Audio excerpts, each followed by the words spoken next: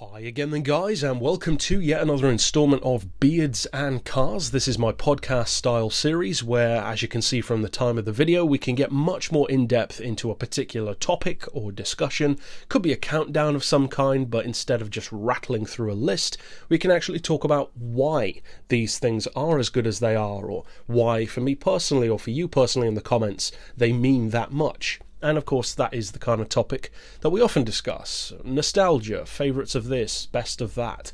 But this one is more of a question-based topic.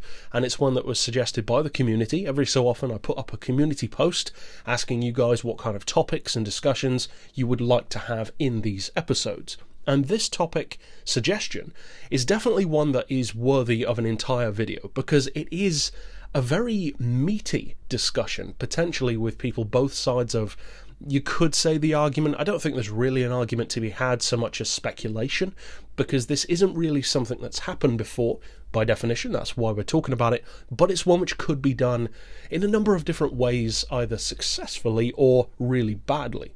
And that is, of course, as you saw from the title, from the thumbnail, the concept of why we have so few, and you could arguably say, if any, true open-world sim racing games, or sim driving games. Now, we do have some sim games in terms of the more driving side of things. There are like truck simulators, train simulators, off-road simulators, that kind of thing. So I'm not so much honing in on those. I'm thinking more so like a traditional racing game, like the Gran Turismos, the Need for Speeds, the Forzas, the Midnight Clubs, the Project Gothams, the Test Drive Unlimiteds, and of course a number of those have dabbled in having open world use. Test Drive, of course, is all about that. Project Gotham kind of is almost there. You're on the street, but it's all cordoned off, so at the same time, not really. And of course, out of all of the ones that I mentioned, the one to do it the most successfully, especially in terms of sales, is Forza with the Horizon franchise. And that, I would say, is about the closest you can get to having an all-round, well-made, realistic-ish sim, kind of, but not really, in an open world setting. And of course, the current pinnacle of that being Horizon 3. We'll have to see about Horizon 4 as well. But at the same time, even then, the physics are a little bit more lax than the motorsport games. Now, the motorsport games are often attacked by, for instance, Gran Turismo players, and some Forza players attack Gran Turismo players for the same reason on the opposite side, of being not really a full sim. And that's kind of one of the things that people will often say in favour of games more like Assetto Corsa or Project Cars or various others too, and even some full-on sims which are completely unforgiving, say on the PC for instance.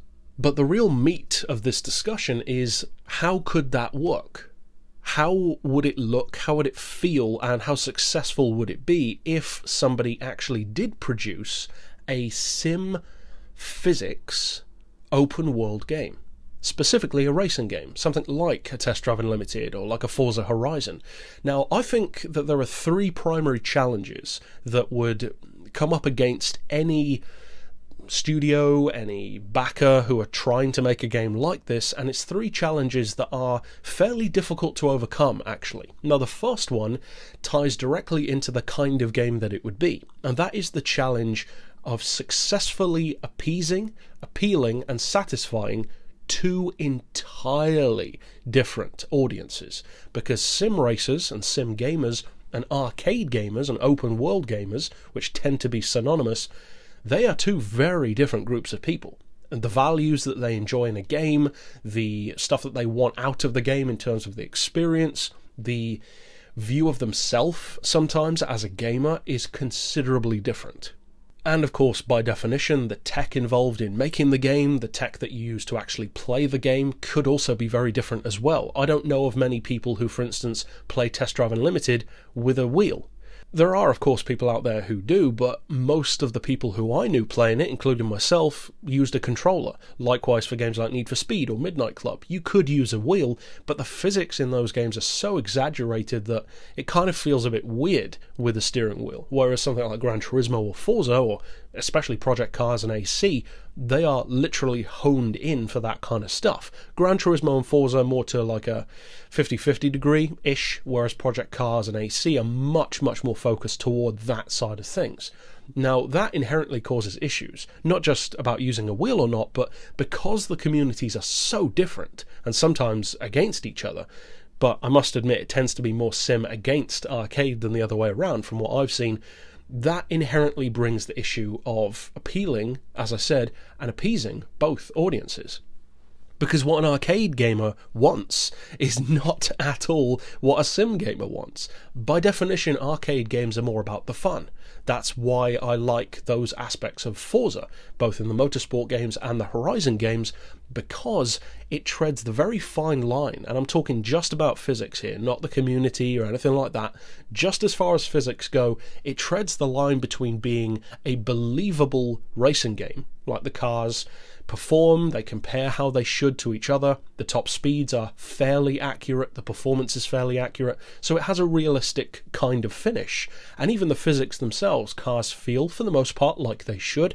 If it's like a Cobra or a Stratos or a long-tail Porsche 962, then they do feel a bit more raw, a bit more old school. Whereas if you're driving like an F1 car, then of course it's more sharp, it's more focused.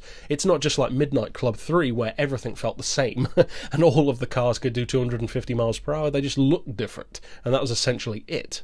But of course, by definition, that is not what a sim racer wants at all. They want cars that feel real, they want to some degree the option to have an unforgiving game so they can feel as challenging as possible, it can feel as satisfying as possible when you get that victory, so I think that that might be the single biggest hurdle of making a game like that. Now, as far as how I would personally go about addressing that issue if I were going to make a game like it, and of course, weigh in the comments below as to how you would do this, I think the way that I would try to appeal to both audiences is all down to the options of the game.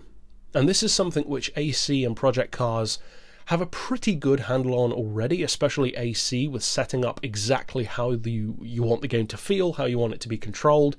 And I think that that is the single biggest way to successfully appeal to both audiences, having an in-depth options menu which is simultaneously well explained and easy to understand for someone who isn't a hardcore lifelong sim racer. So for instance, you can, and this is something which I've thought of for years, to be honest, I've always thought this was a good idea, have a game like a Gran Turismo or a Forza where you can go into the options menu and instead of just changing stuff like traction control or ABS or having simulation steering, which is close to what I have in mind but not quite, why not have one master switch in effect where if you change that setting, everything about the physics changes. So the car itself might perform in a similar way in terms of lap times, but it will feel considerably different. And what I mean by that doesn't necessarily involve the physics themselves. And this is an interesting thing because I think it's about tricking the player. Because if you look at the comparisons between watching someone play an arcade game, like something that's way over the top, like a Need for Speed Pro Street, where everything's blurring past you at high speed, compare that to Gran Turismo, which is kind of notorious for the top speeds feeling very underwhelming. The cars don't feel like they're doing anywhere near the speed that they are, and they don't look it either. A car doing 300 looks like it's doing 100. So how do you address that? Well, just like with making a good movie, it's about tricking the audience into seeing what you want them to see. And that is what I mean in the master settings menu. Instead of having a game that focuses on changing the physics, you should more so have a game that focuses on changing the way the physics look. So in other words, adding a camera that doesn't rigidly follow the car, adding motion blur to the camera, adding more visceral sound effects to the environment like wind noise, tire noise, debris on the road. These make a drastic difference to how fast a car will feel and how arcade the game can feel compared to a sim. And that alone, just by flipping that switch, it makes the camera get blurrier at high speed, the camera maybe pulls away from the car a little bit to make it look like it's running away from you, Forza style, have the car so that it maybe rocks around on the road a little bit more, but the car itself isn't, it's just the camera making it look like that. And you can actually highlight the point that I'm explaining here by going into the settings menu in Gran Turismo Sport and playing around with the camera, because the difference that it makes is colossal. If you set the camera to rigidly follow the car, Gran Turismo 4 style, then it will feel kind of underwhelming and a little bit robotic, and the cars won't feel as realistic as maybe they should.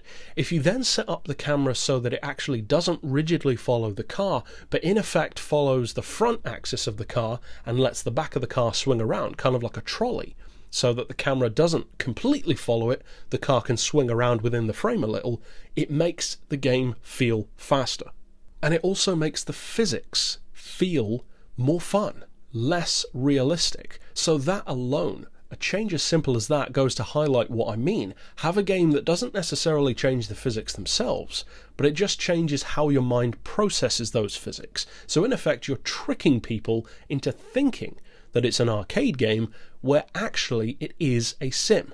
And that is essentially what we're talking about at the end of the day. I'm not talking about combining an arcade and a sim, I'm talking about an open world sim. So at the end of the day, that is the point, to have a sim game that arcade players can enjoy. And I think that is at least 50% of the way to do that. Now, the other two issues that I think you would have, well, at least one is the physics side of things. And we kind of touched on that, and well, we did touch on that definitely, but it's very integrally linked to what I was just talking about, because half of gaming physics is about the physics themselves and the other half is about how they look. So I think I've kind of already explained that within what I just said. In terms of the physics themselves, that again goes back to what I think is the most important thing in the options menu, to have the option to customize the game to feel the way you want it to feel, not the way the developer wants it to feel. So again, just like Project Cars, like AC, have all of these settings which allow you to fully personalize, in effect, every part of how the game feels, how the cars feel, how the physics feel. And that goes, of course, beyond what I said about a master switch, which I would still include, but that would just be for the visuals. That would change the visuals of the game. Then the rest of the settings would be stuff like force feedback, settings for a wheel user, settings for a controller user, because, of course, controller users can still play sim games. Myself, I never use a wheel, but I'm not exactly a slow driver, so those of us who do want to play sims can still do so with a pad, for sure. And I think overall that kind of just ties into the first one. So the way to solve that, because it could seem to be a really big issue, but at the end of the day, it's actually not. If you just address it in the right way, you can make what could be a very big problem into a fairly manageable one, as long as you just address it in the right way. And that brings me to the final of the three challenges that I think an open world sim game would have. And this is potentially the most difficult of the three, in terms of how to actually solve this problem, because with the other two you can answer it with a fairly simple fix, even though they are initially daunting tasks. This one, though, this is one which I think a lot of us don't appreciate, myself included, and that is repetition. When you go into a racing game, you should immediately be bored out of your mind, regardless of if it's Test Drive Unlimited, Project Gotham, Project Cars, Forza, Gran Turismo. It literally does not matter, because if you cut through all of the fandom, if you cut through the fancy graphics, if you cut through the car list, the track list, the physics, put all of that to one side, what is a racing game when you boil it down to its basest form? Well, you're driving around in circles over and over again. That is what every racing game is, regardless of if it's open world or circuit based, because even stuff like Test Drive Unlimited, you have multiple laps of the same track, so you're still going around in circles. And the reason why I say that we don't appreciate this, at least most of us as a community, is that we play games like Gran Turismo or Forza, whatever your fandom inclines you toward, whatever your style of gaming inclines you toward, but we totally take for granted enjoying the races. Because if you play one of these games that doesn't do that well, and a perfect example of this would be something like Corvette, the racing game for Corvettes, or GT Racers. Those games are perfect examples of completely getting it wrong. Because GT Racers, for instance, is a PS2 game. It's about as bare bones as you can get while still not being a demo. It actually feels kind of like a demo. It's such a limited game. You've got a decent car selection, but then the races are bland, generic, The tracks all just feel like the same thing, and it gets so repetitive so quickly, and that tends to be more of an arcade game problem than a sim game. But if you actually think about it, the only reason why it doesn't turn out like that is because you know what the track is and you have a personal connection to it, be it Le Mans, the Nordschleife, Spa, you just happen to like the track. You're still driving around in circles, but your mind tricks you into thinking that you're enjoying it because you have this connection to the track. So I think that that's the single biggest problem that an open world sim might have, because by definition open world games do tend to have repetitive racing. If you think about many of them, Test Drive Unlimited, do you remember any of the races? You might remember Goliath, for instance, I think it was called, where you go around the whole island. Why do you only remember that race? Because it was the most interesting one. None of the other ones are. Why, for instance, in Need for Speed, do you never remember any of the races apart from like the final boss? Because they're generic. They're so repetitive. It's just grinding through the game. Even as far back as the first Need for Speed game, Underground, there were 111 races in that game. In fact, I think there might have been 112. There was like a bonus race against Melissa at the end. But the races, they're so forgettable, which is why you just remember racing against the Civic with Hello Kitty on it and racing against Eddie at the end of the game, because all of the others are so repetitive and generic. So even these great games that are critically acclaimed, that many of us love from our childhood, they still fall into this trap. Because at the end of the day, most of us don't race in arcade games to have fun. We race to earn the money to buy the cars that we want, and then are more concerned with racing against real people online, or cruising around, or having fun. And of course, cruising and meeting up, that's one of the biggest appeals, by definition, of an open world game. Driving around a massive map with a group of friends. That is inherently cool. And that brings me back to the repetitive side of things, because sim racers, I think, will get bored of the kind of track layouts that an open world game will generally have. Because if it's based in the countryside, it's like one random road that just goes round in a loop. And if it's in a city, well, that's the most boring of all, because it's just a bunch of 90-degree turns around skyscrapers. So the real trick, I think, of making the game appeal fully to sim racers is to give them the physics and the experience that they want, but also to give them races and in particular circuit layouts that actually do feel interesting. And I think that the way that I would go about addressing that issue is a similar way to how Forza does, because Forza did something very clever with the Horizon games. The first one in particular, actually, being based around, of course, the Horizon Festival, and to some degree they all are, but 2 and 3 arguably didn't have as much of a focus on the festival as the first one did. The first one really does feel like a festival. Now, the advantage of that is it brings me back to what I said about the first issue, and that is half of making someone like something is tricking them into thinking that they do, by having bright lights and pretty colours and flashy sounds. That is what the first Horizon game does. You're still driving around in circles, but there are hot air balloons and nice music and interesting scenery and traffic getting in the way and people with coloured wristbands and puffing smoke out and, flames at the side of the road. It makes it look more interesting than it actually is. And that's not Forza doing that. Plenty of games do that. It just tends to be more about the camera blur and stuff like that, rather than accoutrements around the track. Gran Turismo doesn't do that, and I think that's kind of to its detriment sometimes. Some of the tracks can look a little bit underwhelming compared to how they should look in real life, and that's why I like it when they do include stuff like the hot air balloons on certain tracks, or like the carousel at Le Mans, that kind of thing. It makes it a little bit more interesting, and I think that is how you could make an open world sim, but in particular the races, like in a career mode, prevent that from being repetitive. Have an interesting looking world. A world that isn't just about staring at the car lap after lap, but a world that you actually enjoy being in and you enjoy looking around. And the world doesn't need to be over the top or ridiculous, like to a race driver grid or a Need for Speed level, like a Pro Street where there are just stickers everywhere and crazy stuff going on.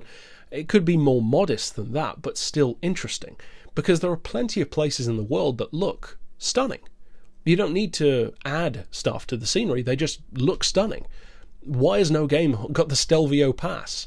That road alone is a perfect example of how you could have an open world game but still appeal to sim drivers. Because I would dare any sim driver to say that they would not like to drive on the Stelvio Pass. Of course you would. Why wouldn't you? So it can be done. for sure. And I think that also leads me into the kind of second part that I would recommend for making that work, and that is, if you have an open world game, make use of the roads. And this is something which Test Drive Unlimited always fell into as a trap. You've got like 1,000 miles of Hawaii, and yet you keep using the same roads to drive on. There's so much variation. So why not have it that every single race in the game is a different road? None of them ever repeat. Because by definition, you've got enough road to do that. You've got more than enough. In fact, you've probably got enough road to barely drive on the same one twice. Of course, sometimes you would, like on Goliath, for instance. But make use of that map. And of course, the bigger the map, the more opportunity you have to do that. And I think that combined with a truly stunning location, like Horizon 2 had with Europe, or Horizon 3 as well with Australia, that is how you could make it interesting enough to not feel repetitive. And that is actually one of the things that I do like about Horizon 3 in particular. The races actually don't feel as repetitive because the visuals of the location change so drastically depending on where you are on the map. It can be like a desert, it can be like a beach, and it can change quite quickly, which of course is unrealistic compared to the actual size of Australia, but still it works in a game. So I think that's probably how I would go about making an open world sim game that, at least as far as I could see, would appeal enough to sim racers for them to enjoy it as something that's different to just traditional motorsport, but would also appeal to arcade gamers because it gives them many things that they have come to expect and want, like a big map, nice visuals, nice cars, and that feeling of speed. And of course, as far as the feeling of speed goes, that would be down to a sim racer as to whether they wanted that or not. If they don't want it, they can just switch off the option, and if they do want to experience a bit of blur, cars that feel faster, but the car actually isn't any faster, it just looks it, then they could try that out. So basically, allow it to be personalised. That's what so many games don't do. So by definition, you cannot please everyone with one thing. So allow us to personalise it. So those are my thoughts on how I would go about making an open world sim game, and it still probably wouldn't work, but that's at least what I would try to do to overcome those issues. So of course, I'd love to hear down below what you would do. It's an opportunity for fairly in-depth ideas, of course, this one, and I'll see you guys next week. But that's it for this instalment, and for now, as always, thanks for watching.